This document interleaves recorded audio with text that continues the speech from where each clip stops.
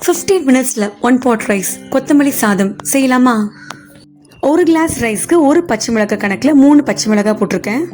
கூடவே 2 துண்டு இஞ்சி, 10 பல்லு பூண்டு, துருவன தேங்காய் 2 ஸ்பூன், ஒரு ஃபுல் கட்டு கொத்தமல்லி வாஷ் பண்ணி போட்டுக்கலாம். கொஞ்சமா தண்ணி ஊற்றி நல்லா அரைச்சிக்கோங்க. குக்கர்ல 2 ஸ்பூன் எண்ணெய் ஊற்றி எல்லா ஸ்பைசஸையும் போட்டு நல்லா வதக்கலாம். நீளமா 3 வெங்காயம் போட்டு தேவையான உப்பு போட்டு வதக்கலாம். அரைச்சு வச்ச பேஸ்ட் போட்டு பச்சை வாசனை பொருளுக்கு வதக்குங்க. ஒரு கிளாஸ் ரைஸ்க்கு 1.5 கிளாஸ் தண்ணி அளவுக்கு ஊத்திக்கலாம். தண்ணி நல்லா கொதிச்ச உடனே 20 நிமிஷம் ஊற வச்ச பாஸ்மதி ரைஸ் போட்டிருக்கேன். நீங்க சாப்பாடு அரிசியும் போட்டுக்கலாம்.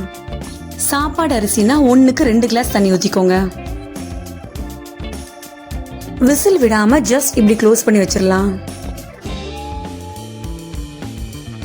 தண்ணி நல்லா சுண்டிட்ட பிறகு 1 ஸ்பூன் நெய் ஊத்திடலாம். நல்லா லாக் பண்ணி 5 மினிட்ஸ் லோ ஃப்ளேம்ல வச்சிடலாம். நம்ம ரைஸ்ல வெஜிடபிள்ஸ் இல்லாதனால ஆனியன் ரைத்தால நிறைய வெஜிடபிள்ஸ் போட்டு பேலன்ஸ் பண்ணிடலாம்.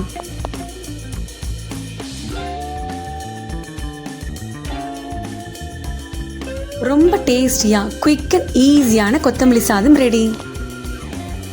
ஆனியன் ரைத்தாவோட சர்வ் பண்ணுங்க. இது போல ஈஸியான ரெசிபிக்கு மறக்காம லைக் பண்ணுங்க, சப்ஸ்கிரைப் பண்ணுங்க. பை.